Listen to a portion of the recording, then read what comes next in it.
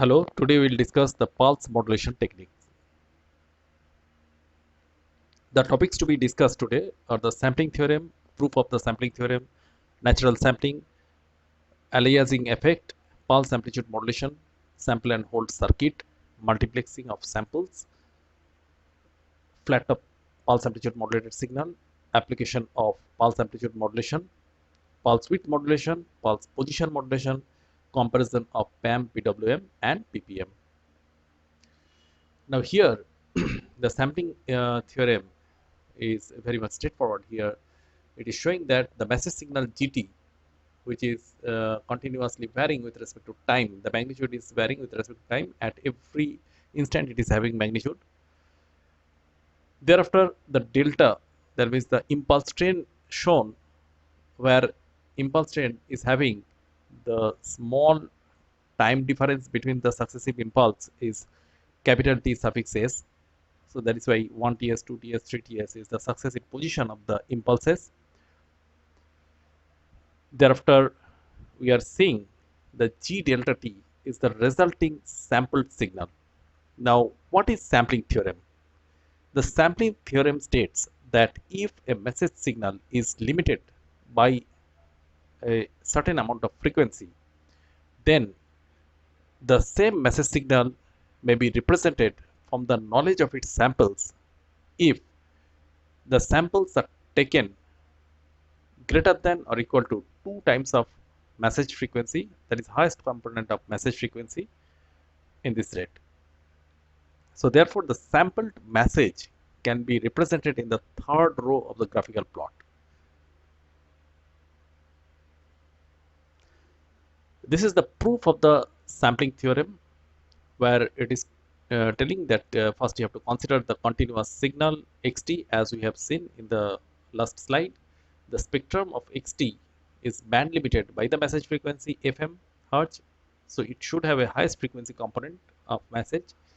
The spectrum xt is 0 for w greater than wm. So this is one of the necessary condition for satisfaction of the satisfied result of the sampling theorem. Otherwise we will not get the proper representation of the sample for the equivalent of message signal. So sampling of input signal xt can be obtained by multiplying the xt with an impulse train delta t. So that means xt is the message signal and delta t is the impulse train. So if we multiply, we can get the equivalent sampled signal, and that mathematical expression delta t is given by this equation, which is the impulse train. So if we multiply, we are getting the sampled waveform. So proof of the sampling is continued to show the spectrum of the output. So it is having all the frequency components. So if the frequency components are overlapping with each other, then the original information of the input message may be destroyed, and it may happen if the message signal is not band limited by the highest message frequency, which is considered for the sampling theorem. So proof of sampling theorem is still continued with the spectrum representation. So here it is very much clear that the message spectrum is band limited by W, which is shown here.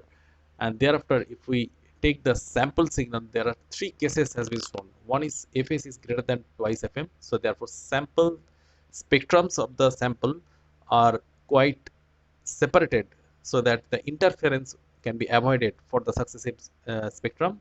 But if Fs is equal to twice Fm, there is no guard band exist between the successive spectrum of the samples, and the problem arises in the third and bottom figure, in which the message is not properly band limited by W hertz. That means we have considered W hertz as the highest message frequency component for the sampling theorem to satisfy, but here if we have some higher frequency component of the message signal, then there will be a strict overlapping observed in the bottom figure for the spectrum of the successive samples. So Fs less than twice Fm is not allowed. Such a overlapping is known as the aliasing effect, which we will see later. Now this is the natural sampling. natural sampling means we are multiplying message with the impulse train. So therefore the circuit is very much straightforward as it is showing. So this circuit is nothing but a switching operation in which once the switch is falling, we are collecting the sample. Once the switch is lifted, we are not collecting the input signal. So therefore there will be collection and release of the message samples. So such a collection of the message sample will produce the output as the sampled waveform, whereas on the right hand side is showing that the message and carrier is the pulse train which are multiplied to produce the sampled output. And here it is very much clearly showing the spectrum of the aliasing effect which we already have observed uh, previous to previous slide, where the successive spectrum which are overlapping with each other because the message is not properly band limited by the highest frequency component for which you have satisfying the uh, sampling theorem. That means 2 times of the highest message frequency component minimum sampling rate should be taken. So if the highest frequency component is wrongly understood, that means there are some message information at higher than that frequency, then only such a error will occur. That means the spectrum overlapping for the sampled signal, which is shown here, is known as the aliasing effect. The pulse amplitude modulation is nothing but the sampling theorem, which is applied for instead of impulses we are taking here rectangular pulse. So rectangular pulses are taken as carrier signal. So if the magnitude of the rectangular pulse is varied according to the message magnitude, then we are getting the signal in the third row. It is showing the message amplitude is superimposed on the pulse train.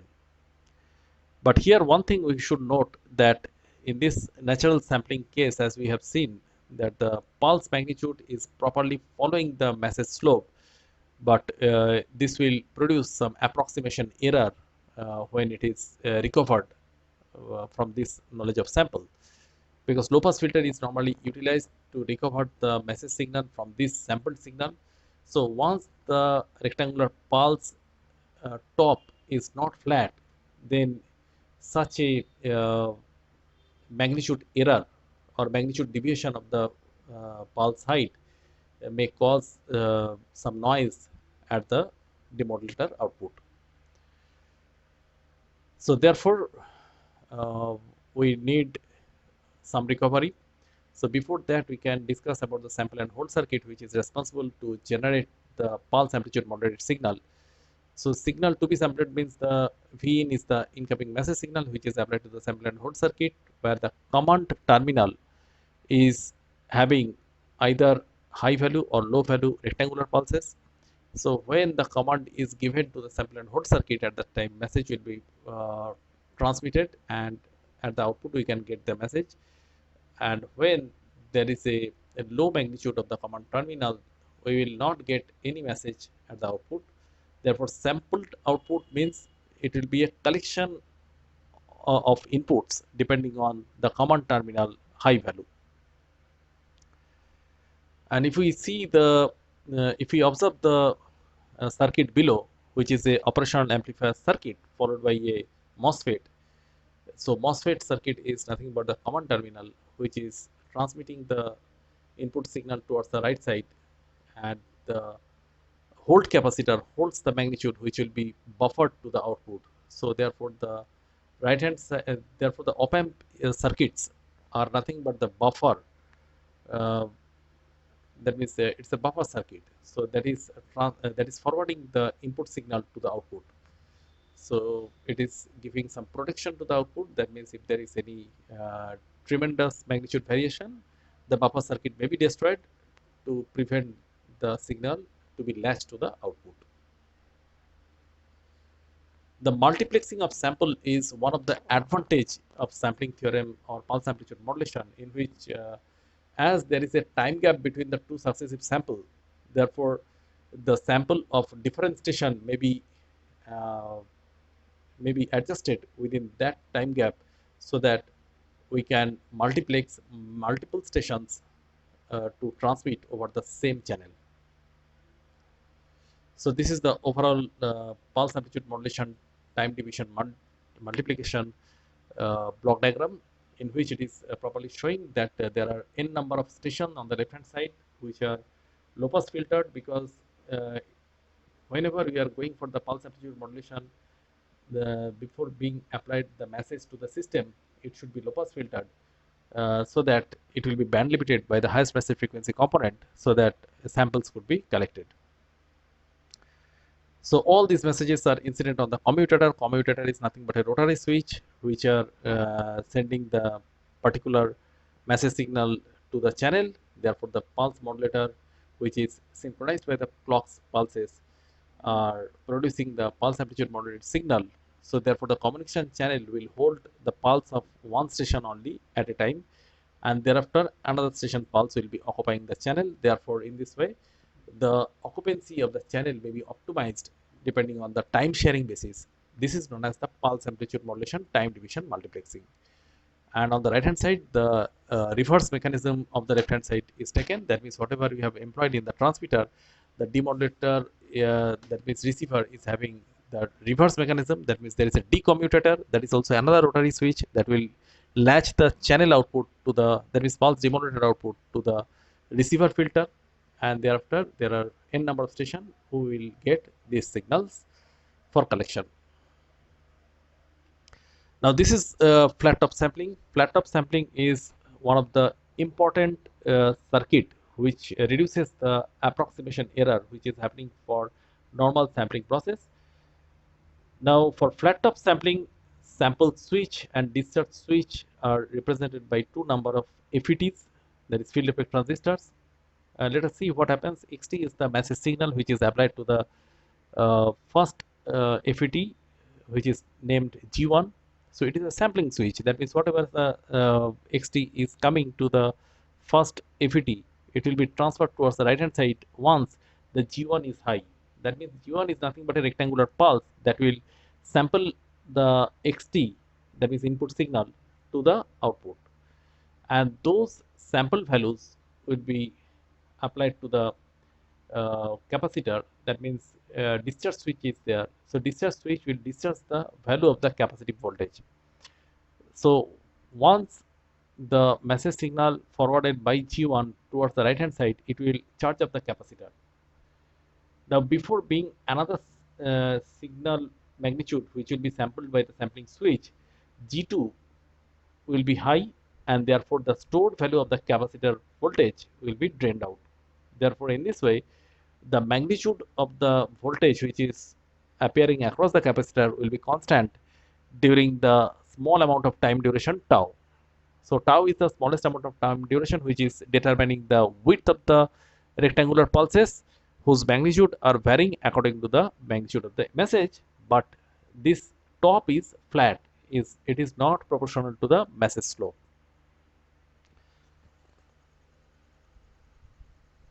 Now the application of pulse amplitude modulation are many, such as Ethernet. Ethernet communication is a standard communication, which is an example of pulse amplitude modulation uses, in particular 100 base T4, and broad reach Ethernet standard use 3-level pulse amplitude modulation, that means PAM3. 1000 base T gigabit Ethernet uses 5-level PAM5 modulation. There is a digital television in which pulse amplitude modulation is also have application. That is the North American Advanced Television System Committee standards for digital television uses a form of pulse amplitude modulated signal to broadcast the data that makes up the television signal. This uses the known 8VSB, which is based on the 3-level pulse amplitude modulated signal, like 100 base transmission. The electronic driver pulse amplitude modulated signal has also been developed for the control of the light emitting diodes, especially for lighting applications, telecommunication systems, applied in many electronic switching systems also.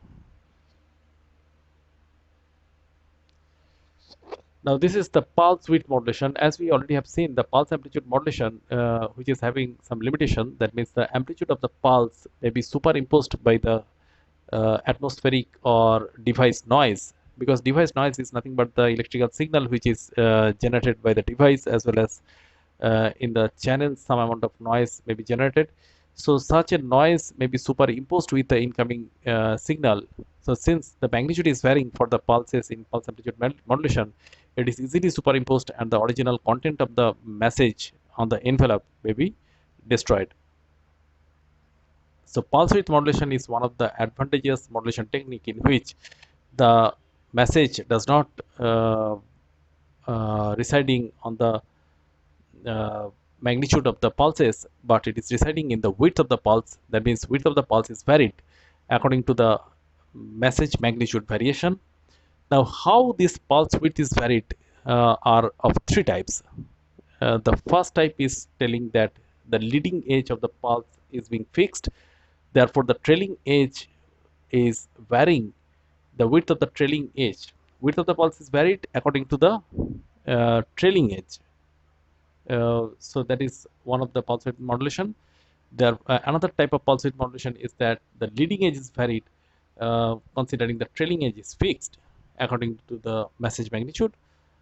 And the third type is the width of the pulse is varied, that is leading and trailing. Both the edge is varying equally with reference to the message magnitude variation. So therefore there are three type of pulse width modulation technique. The advantage is that width is varying, not the magnitude. Therefore the superimpose of the noise in such a pulse width modulation signal is impossible. Pulse position modulation is another type of modulation in which the position of the pulse is varying. So either leading edge or trailing edge, but the width is not varying. Therefore the amount of power transmission is less required compared to the pulse width modulation, because pulse width modulation, if width is larger, then amount of power is required more, whereas pulse position modulation, here position of the pulse is changing but width remains same. Therefore the transmission of power for each of the pulse is not varying, it is constant. If we compare the pulse amplitude modulated signal, pulse width modulation and pulse position modulation, then we will see that for PAM amplitude is varied, for pulse width modulation the width is varied, but for pulse position modulation the position of the pulses are varied, keeping the central position of the pulse constant, or leading edge constant or trailing edge constant.